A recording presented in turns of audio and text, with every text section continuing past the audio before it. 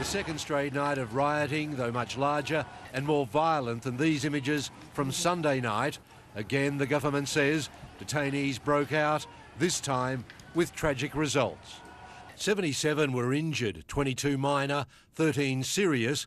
One's critical with a skull fracture, another was shot in the buttocks, and one was killed from a head injury. This is a tragedy, but this was a very dangerous situation where people decided to protest in a very violent way. Scott Morrison says the injuries were suffered outside.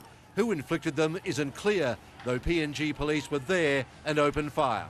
If you behave in an unruly way and in a disorderly way, then you subject yourself to the response of law enforcement. At the height of last night's violence, non-essential staff were evacuated.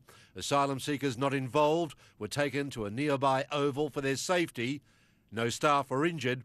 Some of those who fled were still missing. Scott Morrison rejects claims by refugee advocates that the violence began when so-called death squads of armed police and locals charged the centre and attacked asylum seekers. Manus Island is melting down on Minister Morrison's watch.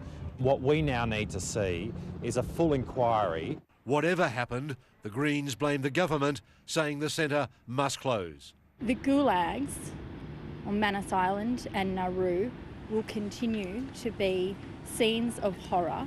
The hardline policy stays. The government's resolve is absolute. Lane Calcutt, 9 News.